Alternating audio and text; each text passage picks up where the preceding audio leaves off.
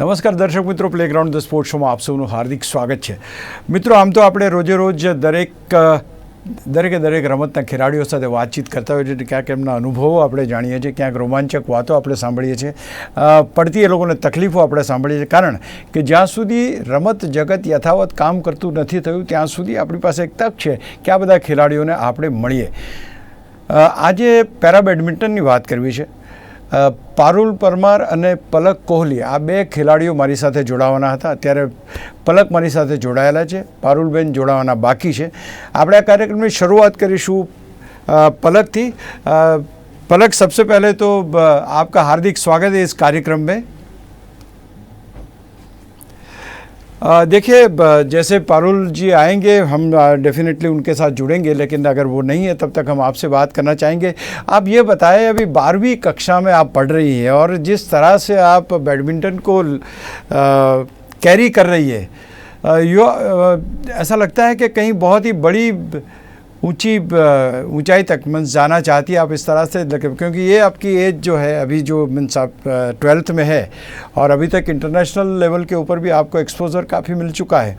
कैसी रही आपकी सफ़र, कैसे ये पैरा बैडमिंटन में आप आए? बिकॉज क्योंकि हमारे दर्शक ये जानना ज़रूर चाहेंगे कि क्यों आप पैरा खिलाड़ी बने, है ना, कि पैरा खिलाड़ी की कैटेगरी में कैसे आए, वो भी एक बता दीजिए. और ये बताइए कि स्कूलिंग के टाइम में आपने कब से शुरू किया पर्टिकुलर बैडमिंटन खेलना और कब आपको सीरियसली लगा कि हाँ, मैं पैरा बैडमिंटन में मेरी करियर आगे बढ़ा सकती हूँ?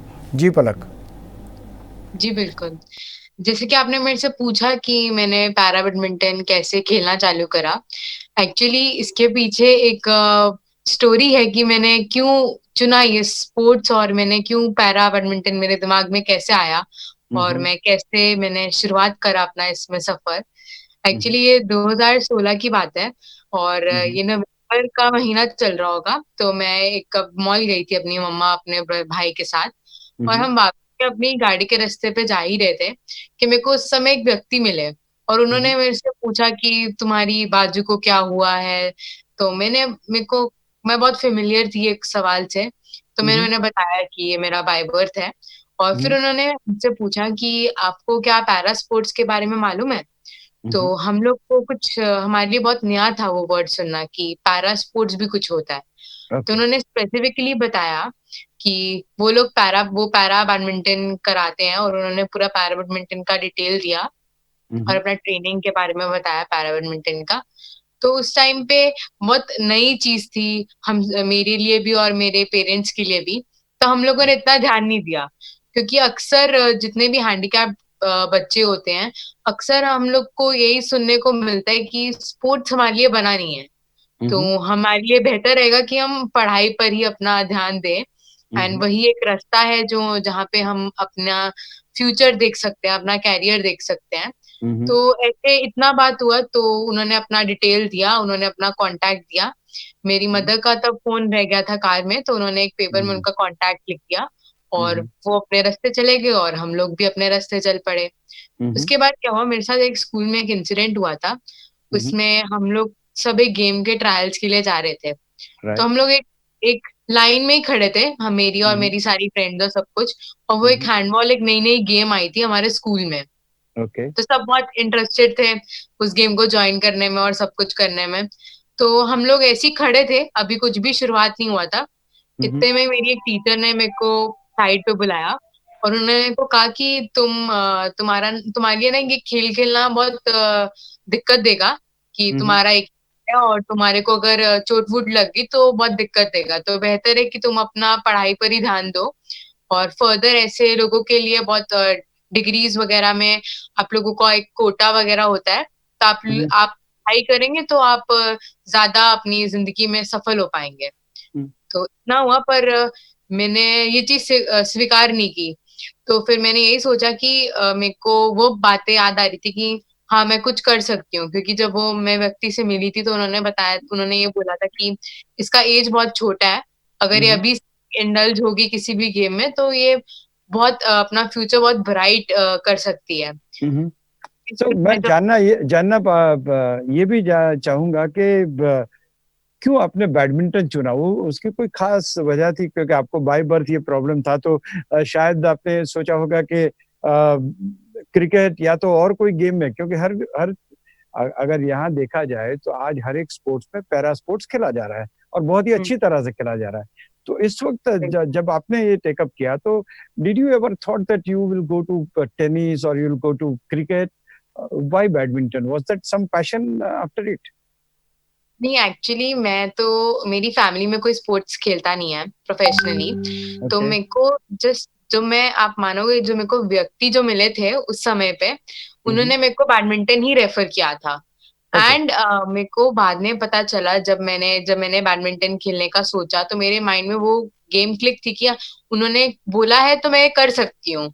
मेरे में हुँ, ये हुँ। चीज़ थी क्योंकि मेरे को बाकी हर समय मेरे स्कूल में इतना सपोर्ट नहीं मिला गेम्स में। हुँ, हुँ। तो मैंने उसका जब ट्राई खेलना स्टार्ट करा तो हमारे यहाँ पे थोड़ी जालंधर में थोड़ा प्रॉब्लम आया कोचिंग वगैरह का। तो हम लोगों को कॉन्टैक्ट्स के थ्रू मेरे पापा को फिर से उनका कॉन्टैक्ट मिला। हुँ, वो हुँ। कोई और नहीं बल्कि गौरव खन्ना सर ही थे, जो हमारे इंडियन टीम के हेड कोच हैं पैरा बैडमिंटन के। Okay, okay, okay, okay, okay. तो फिर जैसे ही उनसे बात हुआ तो आई हुँ, जस्ट शिफ्टेड टू लखनऊ उसी टाइम से और फिर मैंने अपना ट्रेनिंग और सब कुछ ध्यान दिया क्योंकि उस समय मेरे को कुछ भी मालूम नहीं था बैडमिंटन के बारे में, पैरा बैडमिंटन के बारे में। मेरे को उस समय रैकेट भी पकड़ना नहीं आता था ओके। और धीरे करते-करते मैंने चीज़ें सीखनी चालू करी और अपनी ट्रेनिंग पे ध्यान दिया। पलक पलक ये बताइए कि आपने सबसे पहला टूर्नामेंट कहाँ पर खेला और किस तरह का टूर्नामेंट रहा, and when did you got your first medal? क्योंकि आपकी मैंने बायोडाटा देखी, ये सब चीजें देखी, काफी कुछ मेडल्स आपने जीते हैं। तो सबसे पहला medal, why it was so special? Because the first is always special. कहाँ जीता यस। था? बिल्कुल, पहला मेडल बहुत ही स्पेशल रहता है। एक्चुअली मैं 2017 में ही पैरा बैडमिंटन के बारे में जान गई थी। हम्म। बट मेरे को सर ने नेशनल्स खेलने नहीं दिया 17 में और 18 में। हम्म। वो उन्होंने मेरे को कहा कि वो मेरे को एक नेशनल चैंपियन की तरह दिखना चाहते हैं और वो एक हम्म। सरप्राइज की तरह मेरे को लाना चाहते हैं नेशन के हम्म। लिए। तो हम्म। उन्होंने मेरे को खाली यही बोला कि तुम अपनी ट्रेनिंग पे ध्यान दो and I will tell you कि एक सही समय है तुम्हारा खेलने का और तुम्हारे माइंड में बस यही होना चाहिए कि तुम्हारे को नेशनल चैंपियन बनना है अपने पहले हम्म। नेशनल बैडमिंटन के टूर्नामेंट में। तो राइट, मैंने राइट। 2019 में पहला नेशनल्स खेला जहाँ पे मैं जूनियर सीनियर दोनों की नेशनल चैंपियन बनी एंड मैं हम्म। वुमेन डबल्स में पारुल दीदी के साथ ही मैं नेशनल चैंपियन बनी और मैं मिक्स डबल्स में प्रमोद भैया के साथ जो कि अर्जुना वारियर जो वर्ल्ड नंबर 1 है उनके हम्म। साथ मैं ब्रॉन्ज मेडल जीती। तो लगभग मैंने अपने पहले टूर्नामेंट में 4 मेडल्स जीते नेशनल्स में। ये बहुत ही किस्मत की बात है कि आप पारुल परमार जी से जुड़ी, क्योंकि पारुल वर्ल्ड चैंपियन भी रह चुकी है, नंबर 1 भी बहुत सालों तक रह चुकी है। और अगर इतना अनुभवी खिलाड़ी जब आपके साथ होता है, तो ये जरूर रहता है कि भाई उनसे बहुत कुछ सीखना मिलेगा। आपका उनके साथ सफर कैसा रहा? क्योंकि अब शायद वो जुड़ रही है, हम उनको डेफिनेटली इन्वॉल्व करेंगे, लेकिन मैं आपसे ये पूछना चाहता हूँ कि आपका पारुल परमार के साथ जो सफर रहा, जी जी बिल्कुल। बताइए कैसा रहा? एक्चुअली सर ने हमारा पेयर पहले ही बना लिया था डबल्स की तैयारी के लिए पैरालंपिक्स 2020 क्वालिफाई और हमारी क्वालिफाई करने की तैयारी के लिए। तो हम्म। हम लोग स्टार्टिंग से ही मैंने हम लोग प्रैक्टिस वगैरह भी दीदी भी यहीं लखनऊ में ही प्रैक्टिस करती हैं एंड हम्म। हम लोगों ने तभी से अपना डबल्स पे बहुत कंसंट्रेट करने चालू कर दिया था। तो हम्म। वही हम लोग अपना साथ में अपनी ट्रेनिंग और वो सब करते थे मिलकर एंड हम्म। क्योंकि हम लोग को मालूम था कि हमारे टारगेट्स बहुत ऊंचे हैं क्योंकि हम्म। आगे कंपटीशन बहुत ज्यादा है एंड मेरे लिए बिल्कुल नया ही था ये पैरा बैडमिंटन। तो हम्म। दीदी को एक्सपीरियंस भी ज्यादा है तो वो हम्म। हमेशा एक सपोर्टिंग हैंड रही और हम्म। हम लोग का पूरा गेम की प्लानिंग वगैरह गौरव सर और दीदी हम सब हम तीनों बैठ कर ही हमारा डिस्कशन चलता रहता था कि कैसे नेक्स्ट मैच में क्या होगा। इवन हम्म। टूर्नामेंट में भी और प्रैक्टिस में भी हम लोग अपने टारगेट्स सोच कर ही हम वैसे ही प्रिपरेशन कराते थे गौरव सर हमारी। પારુલબેન જોડાઈ ગયા છો તમે? हाँ। પારુલબેન, પલક કોહલી છે આપણી સાથે. ખાસ કરીને તમારી સફરની વાત જો કરીએ તો ઘણા બધા વર્ષોથી આપણે તો ઓળખીએ છીએ આપને. અર્જુન એવોર્ડની વાત કરીએ આપણે કે આટલા બધા એવોર્ડ્સ, આટલા બધા મેડલ્સની જો વાત કરીએ તો આટલો બહોળો અનુભવ તમને આંતરરાષ્ટ્રીય પેરા બેડમિન્ટનનો છે. ખાસ કરીને વર્લ્ડ લેવલ ઉપર જ્યારે પણ બેડમિન્ટન રમવા પારુલબેન તમે જાઓ છો તો તમારી સાથે જે ખેલાડીઓ જાય, મેન્ટલ સ્ટેટસ શું હોય છે, શું માનસિક તૈયારી સાથે તમે જાઓ છો કે ભાઈ આ પર્ટિક્યુલર ટુર્નામેન્ટમાં અથવા તો વર્લ્ડ એક્સપોઝર જ્યાં પણ તમને મળતું હોય, કયા માઇન્ડસેટ થી આપણે જઈએ છીએ પારુલબેન? અશોકભાઈ, અમારે જયારે બી તૈયારી કરીએ છીએ પહેલેથી વિચારી લે છે કે હવે નેક્સ્ટ ટુર્નામેન્ટ જે છે એમાં પહેલા શું રિઝલ્ટ હતું અને હવે જે રિઝલ્ટ એનાથી આગળ જ આવવું જોઈએ, એવું નહીં કે પાછળ પડવું જોઈએ. એના માટે થઈને અમે દરેકની પેરને પહેલેથી વિચારી લે છે, એની ગેમ જોઈ લે છે અને સાથે રહીને તૈયારી કરીએ છીએ. ઇન્ડિયા ટીમના કોચ ગૌરવ ખન્ના સર છે, જે હંમેશા અમારી સાથે હોય છે અને એ ખૂબ વોચ કરતા હોય છે બધી ગેમ અમારી અને સામેવાળાની પણ. અને આના પછી આને ટાર્ગેટ એવી રીતના 1 by 1 ટાર્ગેટ બનાવીને આગળ ચાલીએ છીએ. તમે તો વર્લ્ડ ચેમ્પિયન પણ રહી ચુક્યા છો અને વર્લ્ડની લગભગ મોટાભાગની ટુર્નામેન્ટ રમ્યા છો. વર્લ્ડ નંબર 1 તમે ઘણા બધા વર્ષો સુધી રહ્યા છો પેરા બેડમિન્ટનની અંદર. અર્જુન એવોર્ડ અથવા તો જેટલા પણ એવોર્ડ્સ કદાચ હશે બધા પારુલબેનો તો જીતી જ લીધા છે. પારુલબેન, તમારી આ સફર કેવી રહી એટલા માટે પૂછું છું કે એક પેરા ખેલાડી તરીકે કંઈક એવું લાગે કે મિસિંગ, અથવા તો જે આપણે ડે ટુ ડે જવાનું હોય, આપણું ટ્રાવેલિંગ હોય, એમાં ક્યાંક તકલીફ પડે અથવા તો એવા પ્રશ્નો ઉદ્ભવે ખરા ક્યારે? તકલીફો દરેક ટુર્નામેન્ટ પર અલગ અલગ અનુભવ મળતો હોય છે અને મારું આટલું લાંબુ કેરિયર રહ્યું અને મેં લગભગ બધી જ મતલબ Asian games, world championship, Asian championship બધી ટુર્નામેન્ટમાં ગોલ્ડ મેળવી ચૂકી છું. હવે એક ઓલિમ્પિક નો બાકી છે ને એ ટાર્ગેટ મારો બહુ પહેલાથી હતો. જ્યારથી અર્જુન એવોર્ડ થી બની પછીનો સેકન્ડ એ ટાર્ગેટ રહ્યો કે ઓલિમ્પિક ચેમ્પિયન બનવું છે. પણ સંજોગ વસાત એમાં હવે ઇન્ક્લુડ થયું છે ઓલિમ્પિક, અને મને પાર્ટનર પણ બંને મળ્યા છે, ડબલ્સમાં અને મિક્સ ડબલ્સમાં સારા પાર્ટનર. ગૌરવ સર કોણ છે તમારા પાર્ટનર? પારુલબેન, પાર્ટનર કોણ છે તમારા? પલક કોહલી પંજાબની છે અને રાજકુમારભાઈ એ પણ પંજાબના છે. અને કોચમાં ગૌરવ ખન્ના સર છે, જે તૈયારી કરાવતા હોય છે. એમનું લખનૌમાં એકેડેમી છે. ઓકે. લખનૌમાં પલક પણ લખનૌમાં જ છે અત્યારે? પલક લખનૌમાં છે, હું અત્યારે ગાંધીનગર છું. हाँ, लखनऊ માંથી જોડાયા છે. पलक, आपसे पूछना चाहेंगे, पारुल जी जुड़ चुके हैं और खास करके ओलंपिक्स की अगर बात करें तो आपके वो पार्टनर भी है, तो ये एक बड़ा अच्छा मौका रहेगा क्योंकि एक यंग लेग्स आपको मिलेंगे और बहुत ही सीनियर का एक अनुभव मिलेगा. तो ये पैर कैसी कंबाइंड होगी आपके हिसाब से? पेयर हमारा, हम लोग का जो पेयर है डबल्स का, वो काफी अच्छा है और सर ने काफी प्लानिंग के बाद हम लोग का पेयर बनाया और हम लोग अपनी तैयारी पूरी बेस्ट के लिए कर रहे हैं और हम लोगों ने सारे प्लानिंग के साथ अपने सारे क्वालिफिकेशन इवेंट्स भी खेले हैं, जो कि पैरालंपिक्स जितने भी BWF इवेंट्स थे. बीच में मेरे को थोड़ा इंजरी भी हो गया था, मेरे काफ बोन में, मेरा बोन मैरो में एडिमा हो गया था, तो इसके कारण थोड़ी सी दिक्कत आई. बट हम लोगों ने बहुत रिसर्च वगैरह करा. मेरे को हम लोग मेडल जीते थे, दीदी और मैं. हम लोग वुमेन्स डबल्स चैंपियन बने थे युगांडा में. उसके बाद ही वो इंजरी हो गया था, तो पहले तो समझ नहीं आया था स्टार्टिंग में कि इंजरी किस टाइप का, क्योंकि बोन से रिगार्डिंग जितनी भी चीजें होती है वो थोड़ा समय लेती हैं ठीक होने में. तो उसके बाद लोगों ने MRI वगैरह कराया, फिर बाद में पता चला कि विटामिन डी भी कम है और ये सब बहुत सारी कॉम्प्लिकेशंस आ रही थी. बट हम लोग ने खाली अपनी ट्रेनिंग में ध्यान दिया, जस्ट हम अपना प्लानिंग करते रहे और सर हमारा हमेशा शेड्यूल बनाते रहे कि हमें किस तरह से प्रिपरेशन करना है एंड किस किस के साथ कैसे हमारा प्लान रहेगा और प्रॉपर कैसे हम खेलेंगे, सब कुछ हम लोग ने प्लान करके. પારુલબેન, ખાસ આમ જોવા જઈએ તો તમારી અચીવમેન્ટ્સ નું લિસ્ટ છે ને 3-4 પાનાનું છે, મને જોતા 10 મિનિટ 15 મિનિટ થાય એટલું બધું.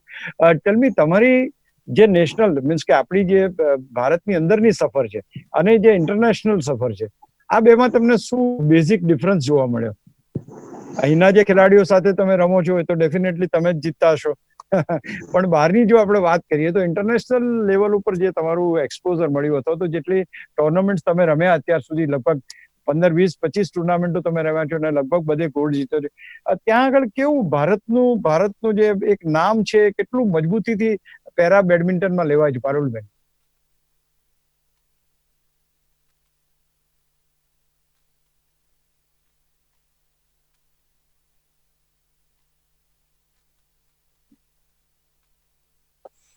અને ત્યાંનું જે વાતાવરણ હોય છે, જી, ત્યાંનું જે વાતાવરણ હોય છે એ બહુ અલગ હોય છે.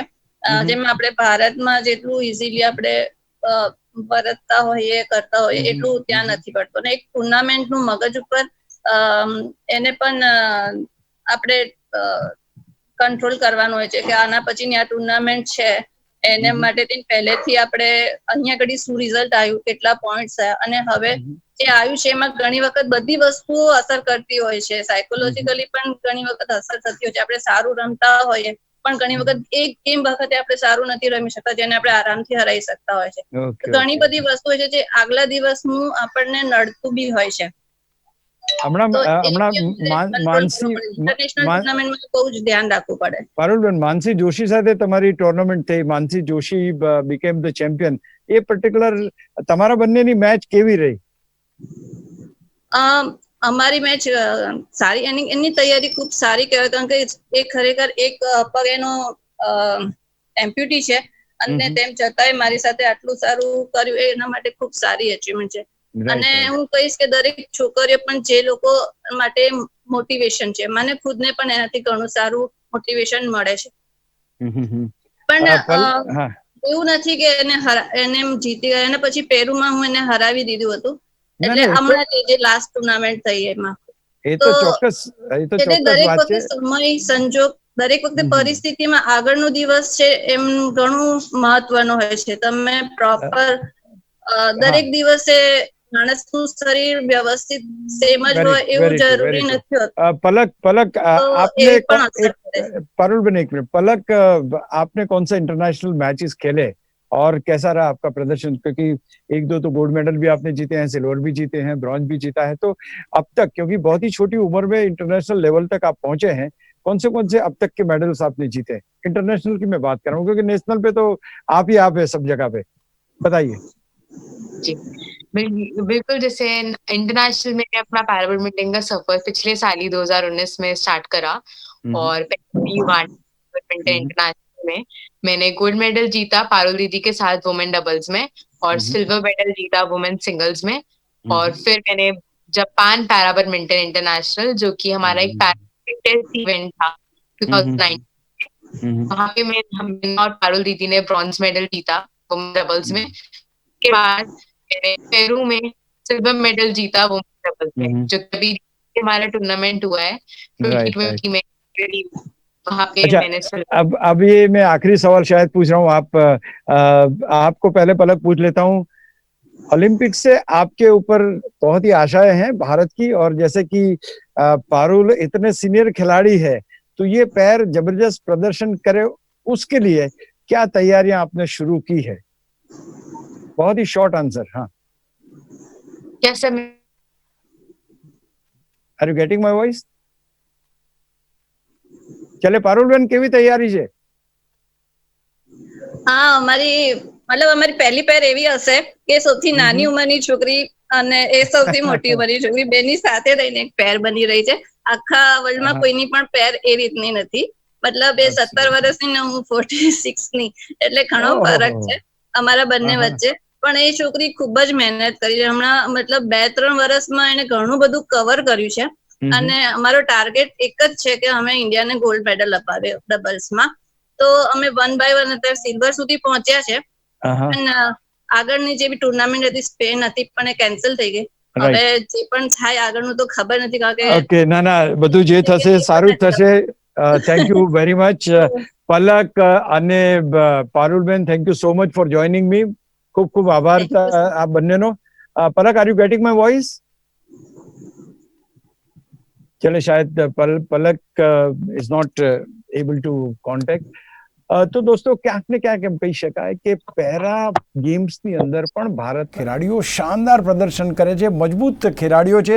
એક 12મા ધોરણમાં ભણતી છોકરી અને બીજા એક 46 વર્ષના મોસ્ટ સિનિયર વર્લ્ડ ચેમ્પિયન રહી ચૂકેલા અર્જુન એવોર્ડી અને ઘણા બધા એવોર્ડ્સ જેમણે જીત્યા છે, પારુલબેન આમની પેર બનીને પેરા ઓલિમ્પિક્સમાં જવાની છે.